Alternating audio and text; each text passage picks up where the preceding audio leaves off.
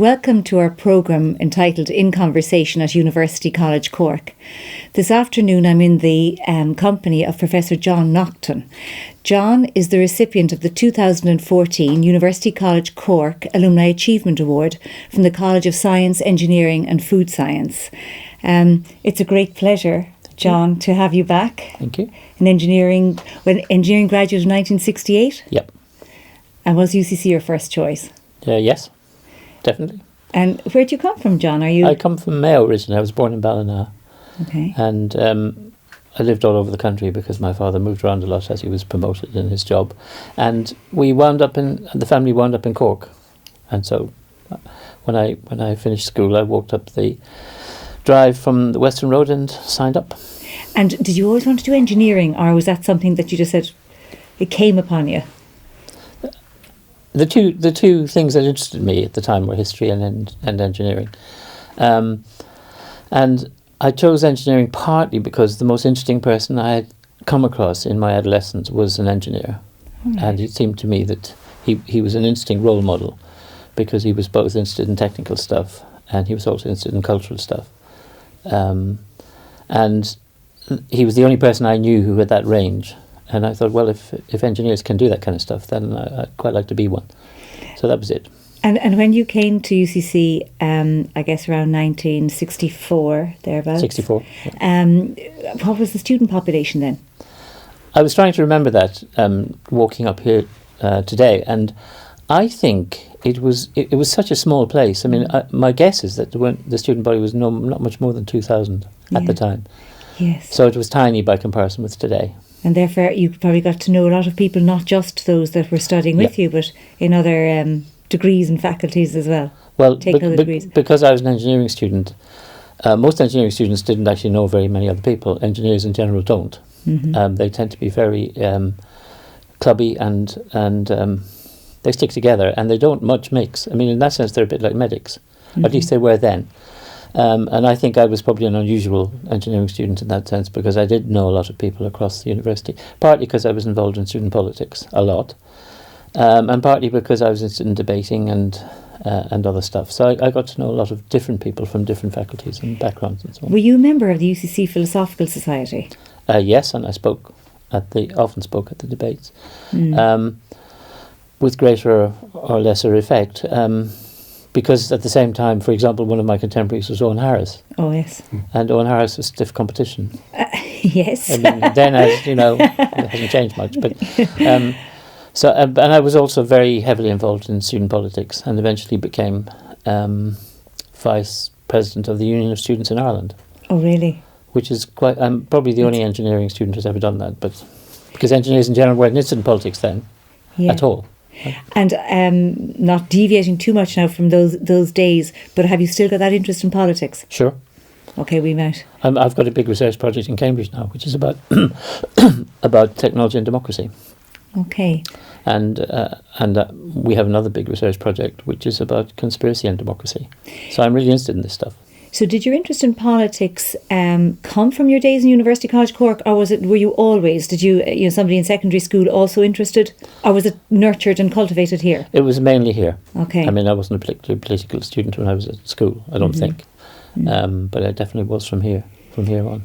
And looking back to those days, who, I suppose, was the most influential person, or was there any one person? A professor or even an auditor of the society, anybody that you'd say, gosh, that person made an impression on me? There were some of my contemporaries. Well, first of all, on the academic staff, people who did make an impression. James Doog, for example, was, I think, the head of the engineering department, certainly Professor of Civil Engineering. And while he was teaching us about fluid mechanics, he also happened to be the Cathaoirleach of the Senate, for example. Charlie Dillon, who was then the head of the engineering department, was also, I think, one of the people on the board of the ESB. Tomás O'Connor, who was one of my lecturers, he's more or less defected from engineering to become a serious musician, working with Sean O'Riordan and so on. So there was a range of interesting and distinctive people around. The student with whom I worked most closely, much of the time on the political front, was Inchna Murchu, who later went to become, I think he worked in Letterkenny in one of the Institute for Technology, I think it was. But anyway, he was a chemistry student at the time. So there were a range of people. The academic staff generally, I remember, for example, being very impressed and influenced by Donogh Curran, who was a historian. Yes. So there's a wide range of people. So you clearly interacted throughout the university. I mean, you obviously, diverse interests involved in lots of societies, are, and people from various degrees, our courses. When you left university, what did you do then? Well, before we get to that, there's a famous observation by S.A. Berlin, where he said once that there are two kinds of people. There are hedgehogs and there are foxes.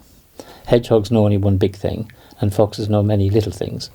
And I've always, throughout my life, I've divided people into hedgehogs and foxes. I'm a fox.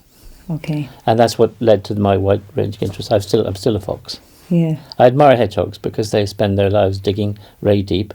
They understand something basic, something very fundamental in a very deep level, and they're great. But it's a kind of tough existence. Foxes have a more interesting life. There's no doubt about it, and have a lot to impart. A lot of experiences to impart and lots to draw from. The fox as opposed to the hedgehog, I think. Yeah. If you're an engineer, the way you phrase that, you wouldn't phrase it like I say Berlin did. You phrase it as being that, for example, in my case, I'm a multitasker with the wrong algorithm.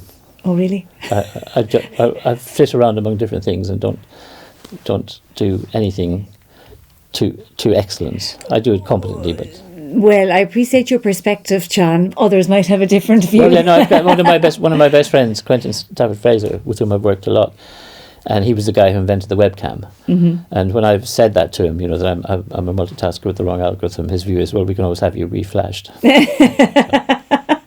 It's never too late. But so what did the fox do when the fox graduated from UCC? Well, because I got a really good degree. Yeah. But I had spent an awful lot of time doing other things. And I decided that what I should do is I should go to a different kind of university in order to do some further study. And so I applied to Oxford and Cambridge on the view that I would take the first offer that came, and the first offer came from Cambridge, and that's where I went. Mm-hmm. And what did you do there? I did research in the engineering department, working on applying engineering modelling techniques to social systems. It was a brave but futile idea, but it was worth trying. And was it at master's or PhD level? It started off as a master's project. Mm-hmm. and moved on from there. It was an interesting time to be doing that kind of work because there was a belief that engineering modelling techniques were more powerful than actually they turned out to be. They were very good in physical systems, and they worked really well on engineering systems.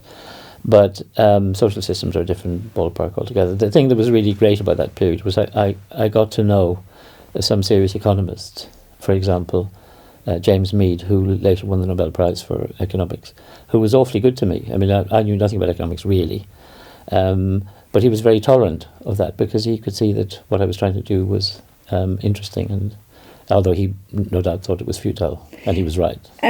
But did you work closely with him, John? Only in the sense that I was part of a seminar group that he ran. Okay, yeah. And occasionally, he was an extremely modest and approachable man, and I was able to talk to him on what not on equal terms, but at least in the sense of being taken. He was very courteous and gentlemanly, and it was a really nice experience to be in the presence of somebody who really was a great figure, and but who didn't have any of the aura of a great man. I suppose that's also the beauty of a university environment. Yes.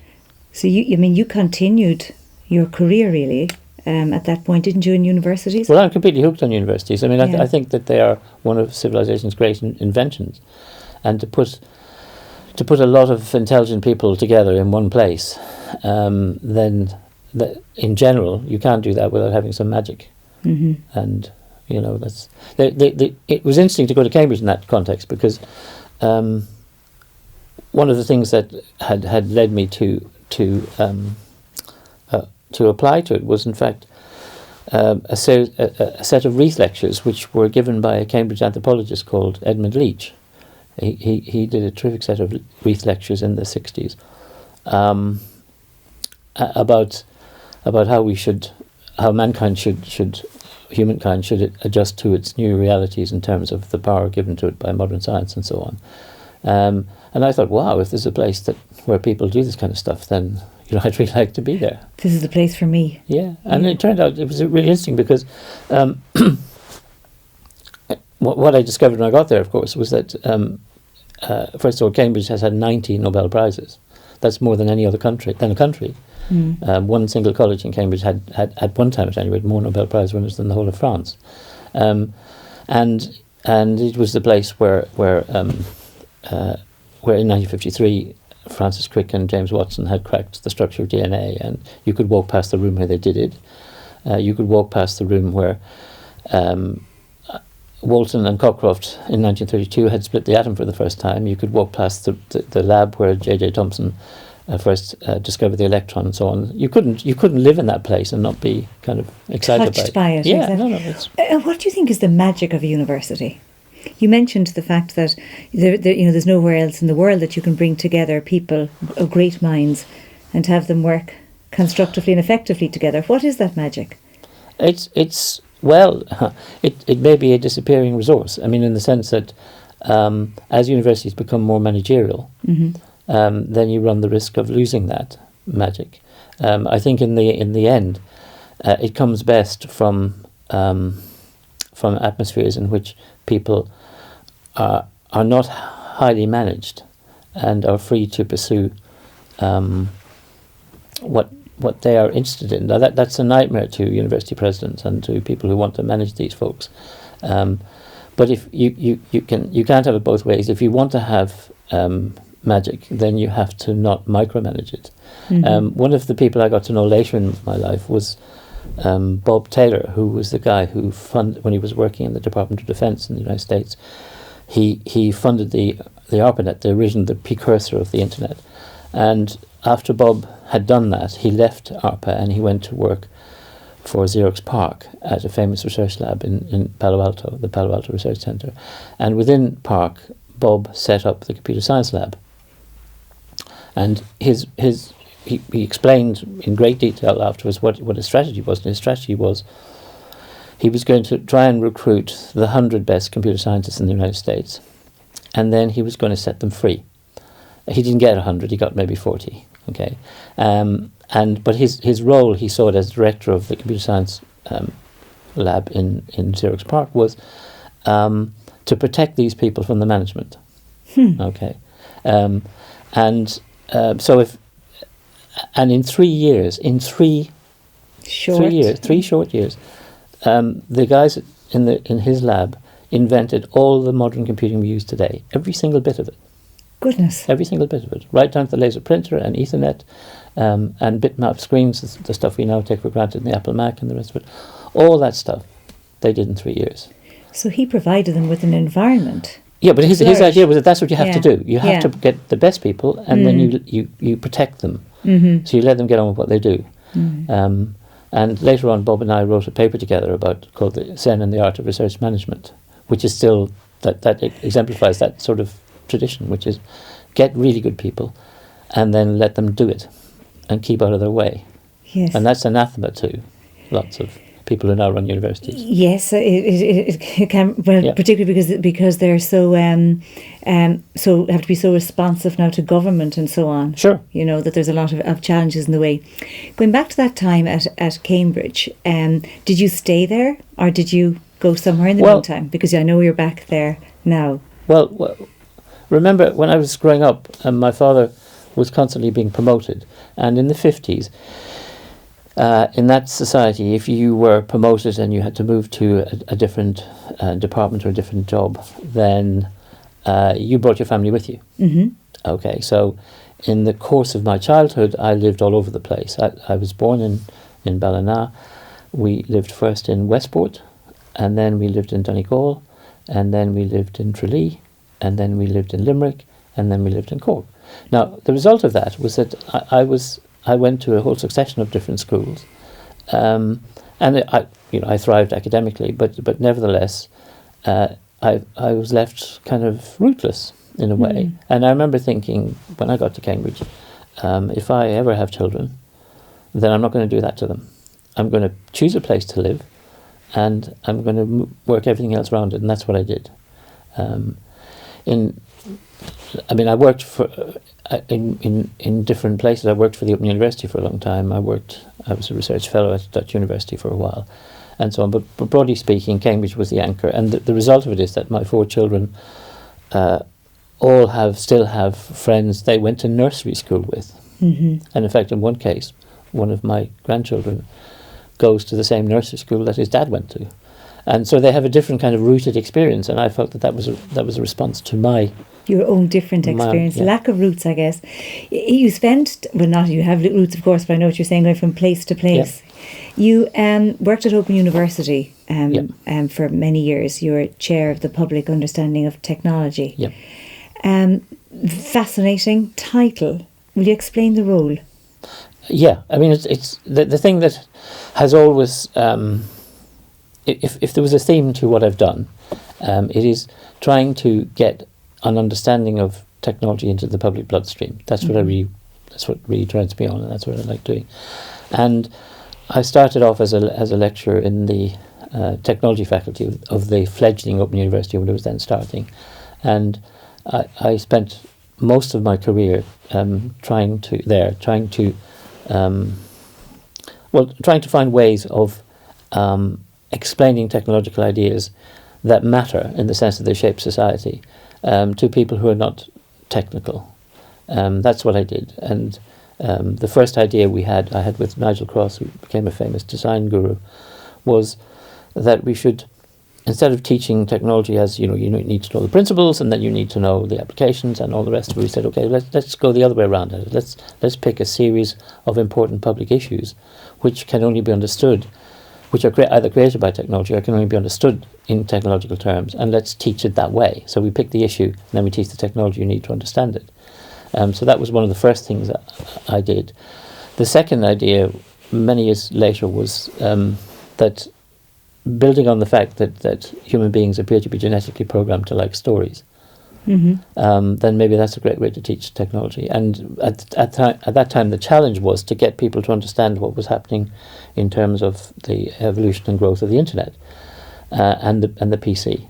And it turned. We having thought about that, we thought actually both of those areas are fantastic. They're full of great stories. The PC story is a story about it's about geniuses and college dropouts, and there's a lot of theft and larceny and unscrupulous stuff in it, and all kinds of other stuff. The story of how Bill Gates, for example, became the dominant figure in the Windows computing world of Microsoft world. That's a great story because it's not a straight line, and it has all kinds of skullduggery and all kinds of other interesting things in it. And the same is true. The evolution of the internet is another story like that. And so with Martin Weller, a colleague of mine at the OU, and one or two others, we put together this course called You, Your Computer and the Net, which in its first presentation had 12,000 students. My goodness. The first presentation we had of it is 12,000 students. You, Your Computer and the Net. It was the first course, the first real big online course, which engaged people in trying to both use and understand how these technologies came to be and how they became so important. But the point was they were storytelling, because essentially, the PC story in particular is a terrific tale, and there's some very good tellings of it, and the essential ingredient they have is the same as the ingredient that a good thriller has, which is that you want to turn the page, see what happens next. I'm dying to ask you to tell the story, John. Well, if you just take one even a part of it. one example. The IBM PC. Okay. Because for a long time IBM was the dominant computer company in the world in the 50s, 60s and 70s. And then along comes this kind of creepy little thing called the personal computer, which was a pathetic little device. You couldn't do very much.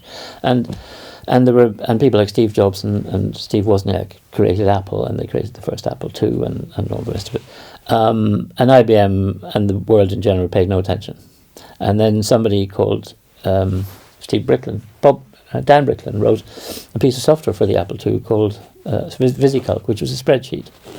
Okay, and then suddenly people noticed something, which was that the Apple II was selling like hotcakes. Was selling like hotcakes to people who didn't know anything about computing. And it turned out that what was going on was that business people were going into computer stores, and seeing the Apple II running VisiCalc. Mm-hmm. And VisiCalc was the first spreadsheet. Okay, and the one thing that business people understand is spreadsheets. And in VisiCalc, if you change the assumptions, if you change the entry in a column of figures, then everything else recalculated automatically. Up to then, people had been doing that on blackboards and whiteboards, and every time you changed the number, you had to do all the calculations again by hand. So people were coming in saying, "Wow, I want that." Yes, and they didn't care what was doing it. And the dealer would say, "Well, you have to have an Apple II to go with it as well." And fine, throw it in. Okay. Yeah. So now the point was that caused IBM to pay attention, because IBM was a business company, serious people and accountants and so on use that, and suddenly there was this thing that business people were taking seriously. So IBM decided they had to create a PC. They had some goes at it, and being a large, very large and bureaucratic company, they couldn't do it. They made several half-assed attempts to do it. And in the end, what they did is they created what you might call a skunk works operation. They put a group of people into a place in Florida called Boca Raton, and they said, in a year, we want a PC. Go do it, and we don't want to hear about it until you've done it. So these guys, basically, in very pragmatic engineering way, they thought, how do we do this? Well, we do it by getting this bit and this bit and this bit and putting them together and putting the brand on it. Okay, all fine. The only problem is they need software to run it. The software, they need an operating system, okay, and they don't have an operating system. So what do? Well, they figure out who has been writing operating systems for these Mickey Mouse machines. And the first answer was a guy called Gary Kildall, who had written CPM, the operating system for the early microcomputers. And they went to see Gary Kildall, and he was out flying his plane, and they saw his wife, and they said, we'd like to speak to Mr. Kildall, and she said, what's it about? And they said, we can't tell you, will you sign these? And they handed out a 30-page legal document called a non-disclosure agreement. We can't tell you what it is until you sign it. She said, well, I can't do that. I have to talk to Gary. So she contacted Gary, I think on the radio on his plane, and said, there's some people here who want to hear from IBM. What do they want? They want they want us to sign a non-disclosure agreement before they talk to us. And he basically said to her, tell them to get stuffed. I'm busy flying my plane. Well, and so the next place they go to Seattle, where Bill Gates has set up Microsoft. Now, Microsoft doesn't do operating systems at all. It does programming languages. That's what it does. And they come to Bill, and Bill signs the non-disclosure agreement, and then he says, okay, what can I do for you? And they say, we're looking for an operating system. Do you have one? And there are various ways of telling this, but basically I think what Bill says is, come back tomorrow. Bill knows that around the corner there are a group of hackers who've put together something called QDOS, which is a quick and dirty operating system, which is designed for the chip that the IBM people are using. He goes round and he offers them 50 grand for total rights to the program, and they've never seen 50 grand in their lives, and they hand over the stuff, and he goes round the next day, the IBM guys come, and Bill says, well, we've got it. Here you go. No, that's one example of this is the way that system works. And if the same thing is, you go back to Xerox PARC, where Bob Taylor and co are inventing the future, and Steve Jobs, who's then running Apple, comes to see what they were doing, says, more or less says, look, God, this is amazing stuff. What are you going to do with it? And they shrug their shoulders and say that basically, I think they say something like, well, those guys in suits don't understand it and they won't be able to do anything with it, and Xerox couldn't do anything with it anyway, which is why somebody later wrote a book about Xerox with the title Fumbling the Future. Mm-hmm. Steve goes away, tells his folks in Apple, look, this is the future, and we're going to do it, they're not going to do it.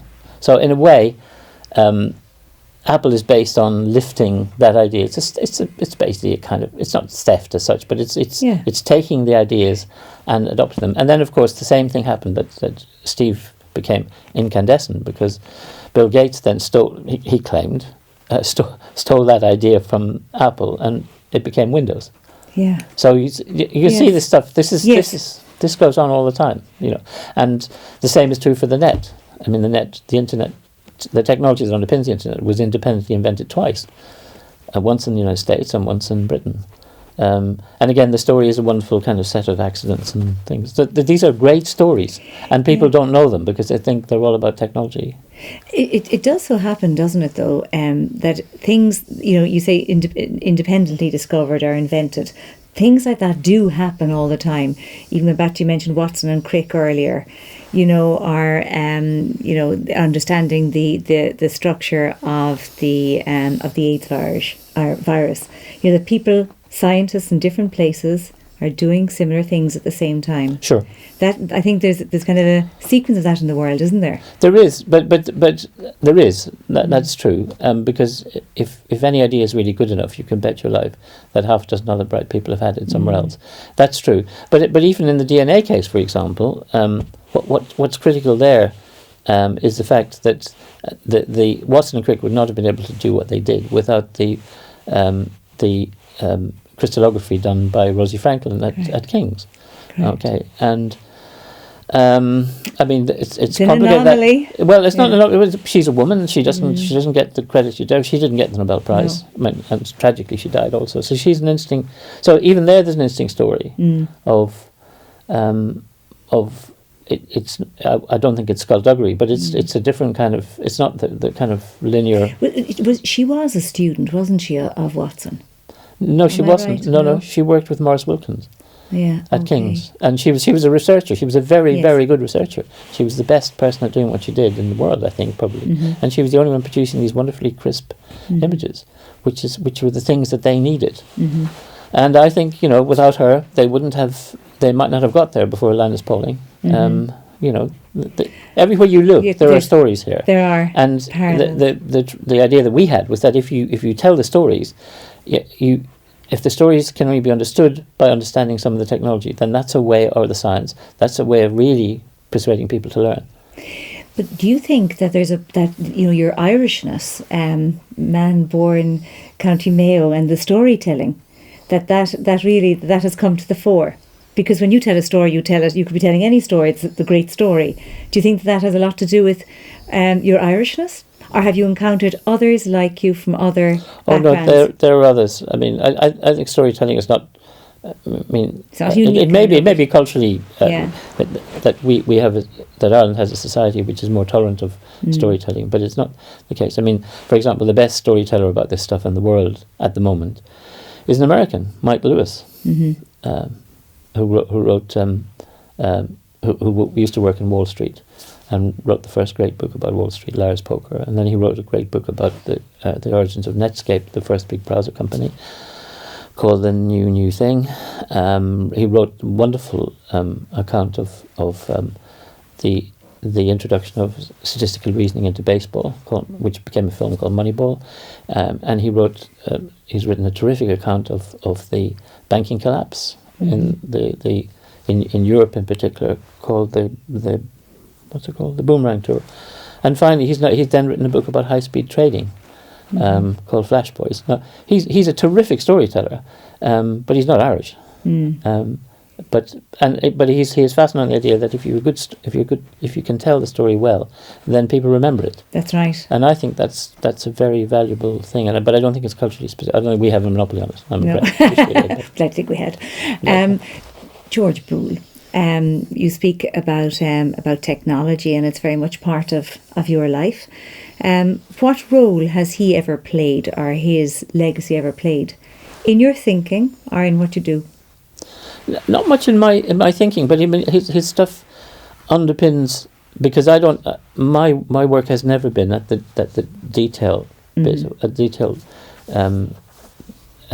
innards of the way processes work. But George Boole's great idea, which was that you could, as it were, have an arithmetic of logic. You could do logic with equations. Led to the evolution of a particular kind of logic, which turned out that was possible to implement using electronic components. And that was the beginning that was one of the great breakthroughs. He had the idea in the 1840s, and 100 years later, Claude Shannon, working at Bell Labs and I think later at MIT, had the idea of how you do this, how you implement this kind of logic. But what it means is that if you take out your iPhone or your smartphone or whatever, and you find inside there's a processor chip, and that processor chip is basically employed doing Boolean algebra at colossal speeds. So he is in that sense the godfather of the technology.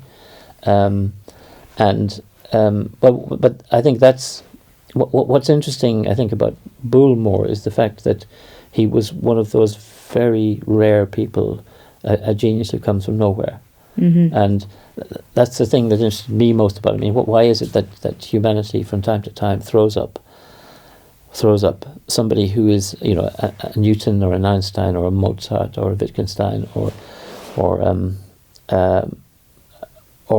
anybody else, the people who are not 10 or 100 times smarter than anybody else, but actually 100 million times smarter than their contemporaries.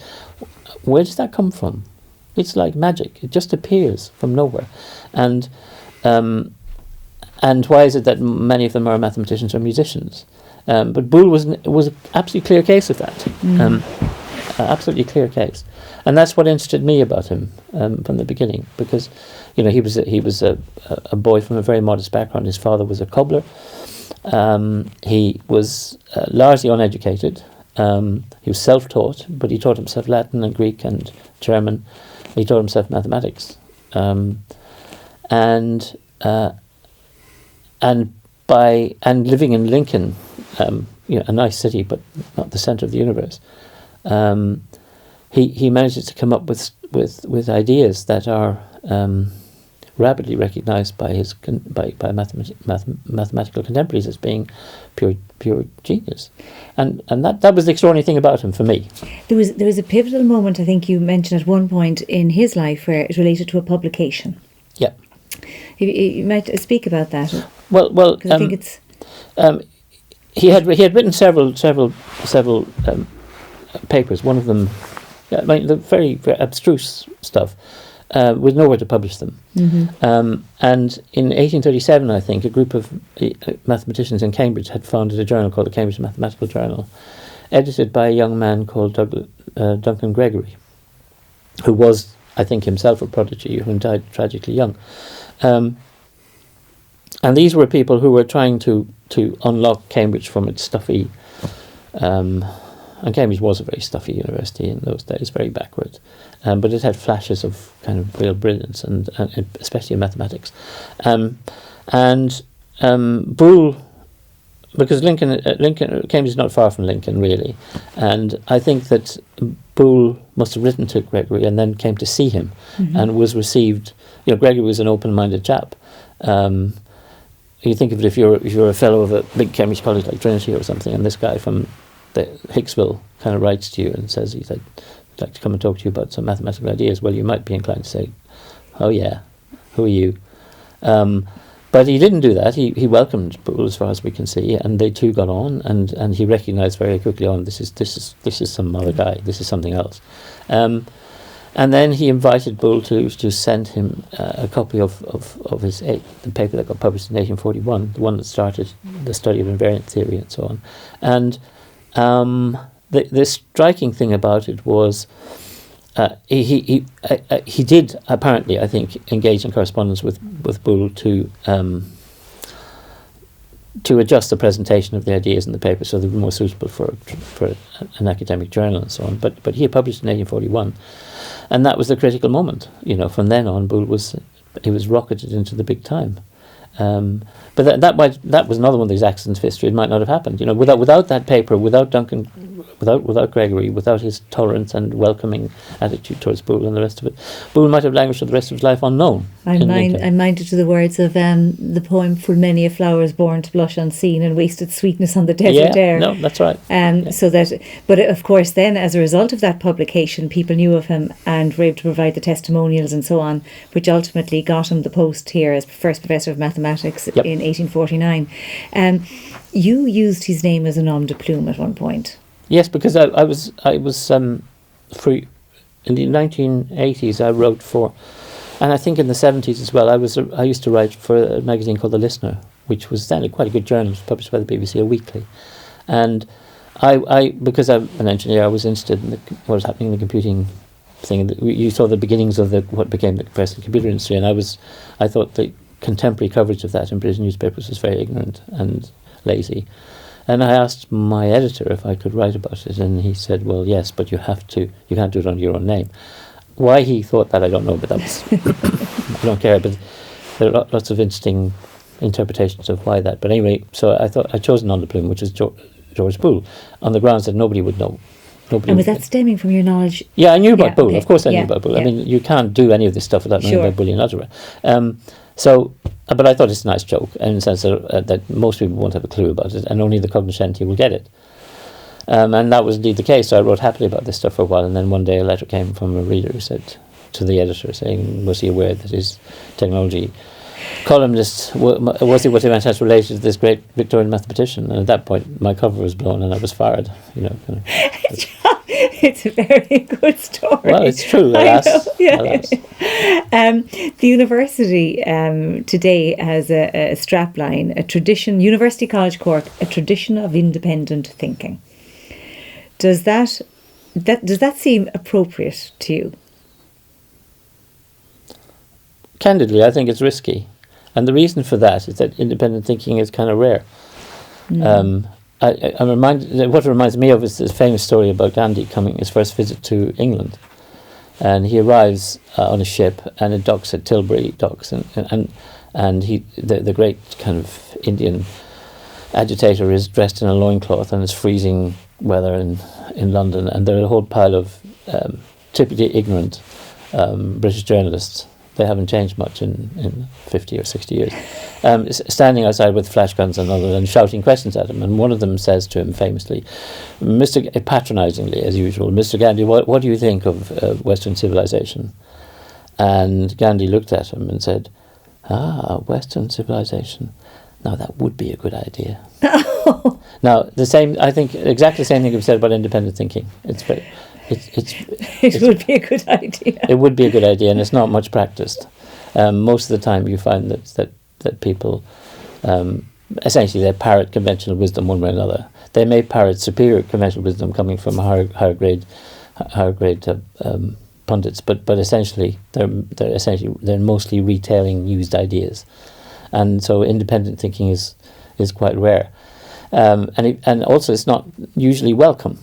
I mean, for example, one of my heroes is Noam Chomsky, who's one of the smartest and most gifted people I have ever encountered, and he is he's an independent thinker, but you could live the whole of your life in the United States, and if you only read the conventional media, you'd never have heard of him. Yes. So it's independent thinking is a great idea. But it ain't easy, and it isn't popular. Okay. So you might see it more as an aspiration. It's not a great career move. Yeah. No? No, it's not a great career move to be an independent thinker. You probably shouldn't be so independent if you're working in Bell Labs as part of a team. That's right. Well, yeah. No, I mean, that doesn't mean to say that great things aren't done in Bell Labs, but some great things were done in Bell Labs also, and squashed. Yes. For example, in the mid-1930s, a researcher in Bell Labs invented a technology that proved to be absolutely critical for the computer industry. He invented essentially recording by magnetic tape or by magnetic media, because he invented an answer phone. Mm-hmm. And when this was put to AT&T, the telephone company that owned Bell Labs, they were utterly horrified. And they decided to squash the invention. So nobody must ever know about it. Why? Because they were scared that if it became known that you could record telephone conversations, if you could attach a recording device to a telephone, that would undermine confidence of the business community in the telephone, and that was their core business. So they didn't want the world to know about this, so they basically had the invention squashed, and we knew nothing about it until years later. Why is that important? Well, that's important because, in the end, one of the things we needed in order to have a computer industry was we needed some way of recording digital information reliably and quickly onto some medium or other. And we started with tape, and then we moved to magnetic tape, and then we moved to magnetic floppy disks, and then we moved onto hard drives, which are also use magnetic. They also use the same technology as the Sky and Bell Labs invented. So you have a company which, for one reason, doesn't like the independent thinking. It's just one of its employees is just engaged in. So they squash it, and in the result, they actually deprive the world for 30 or 40 years of a technology that turned out to be utterly critical. So I'm realising the importance again of independent thinking. And independent. It's a great idea, but it ain't popular, and it's not a good career move for most people. Yeah. John, what's your view on social media? I mean, the technology world. It permeates everything we do now. For the time being, I think one of the problems we have as a species, I think, is that first of all, we have very short attention spans. And we spend most of our time thinking about the sociology of the last 5 minutes, basically. Okay. Now, so and you see this all the time in the way in which we address the internet and the developments that it has enabled, of which social media are obviously one. The problem is that we don't have any sense of perspective about this. At the moment, we're obsessed with social media. It's so important, and it has led to revolutions in the Middle East, ho-ho, and so on.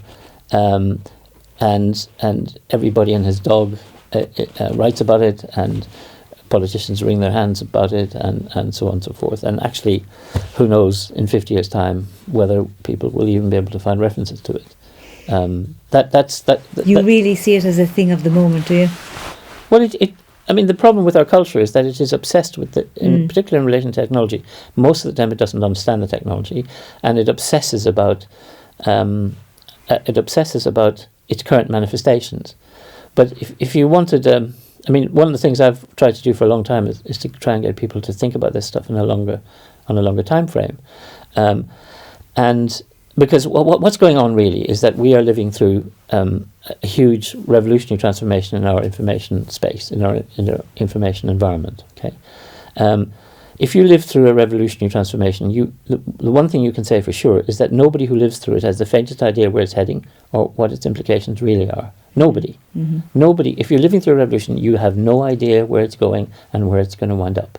You can have guesses about it and so on, but you have no idea. Now, I spent many years trying to persuade people of that, and in the end, I came up with a thought experiment, which I invite people to try out for me.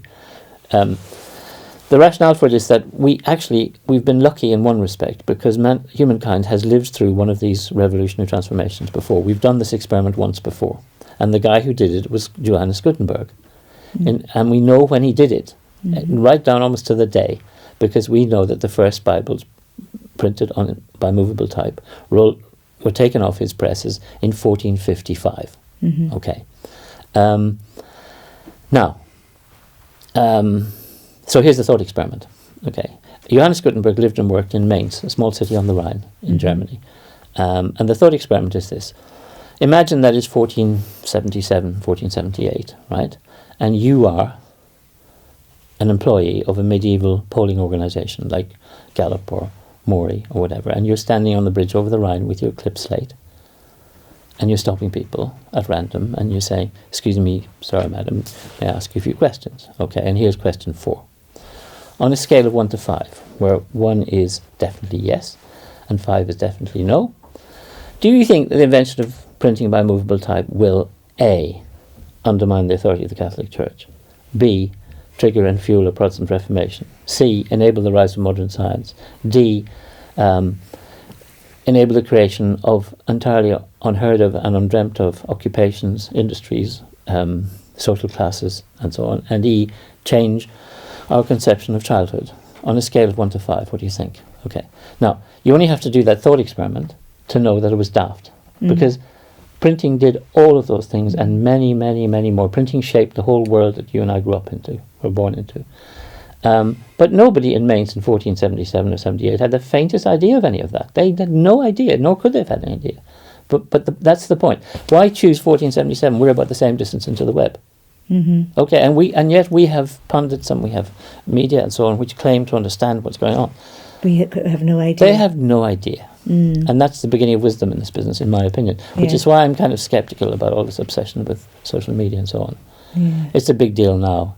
It might be yesterday's big deal soon. Yeah, interesting what you said. 50 years from now, we mightn't find the references. Well, I think that I'm absolutely sure of that. Very, very, very interesting, John. So many people benefit from your wisdom, and the wisdom that you bring, the experiences you bring. You know, you've been involved with so many different things, different organisations, and you clearly see the world from different angles. I think that comes across in the conversation. Well, it comes from being a fox. There you go. That's it. I suppose the final question for you is, as you reflect back now, today is a very important day, I presume, in receiving this award from the university. What does it mean to you? Well, it's very flattering, and I'm honoured by it. I do, to be honest, wonder if I've done anything to deserve it. That's the first thought. And the second thought is that, I mean, in a strange way, if you go to a university and you benefit from it, then in a sense you're the one who should be giving them. You should be at the institution an honour. I think. I mean that's it is. It's very. Don't get me wrong. It's very nice, and I greatly appreciate it and the rest of it. But you know, be realistic and look back and think. Well, lots of people do interesting things. And I suppose to respond to that, one would have to say that the alumni of a university are its greatest ambassadors. Yeah. And people like you and the 130,000 others carry the brand of the university and do the alma mater, your alma mater, great pride. So I suppose, John, it's actually give and take. You have been giving. Right, yeah. So so it's been an absolute pleasure to be conversing with you this afternoon, and I wish you heartfelt congratulations on this award, and thank you for joining us and sharing the wisdoms from Professor John Naughton.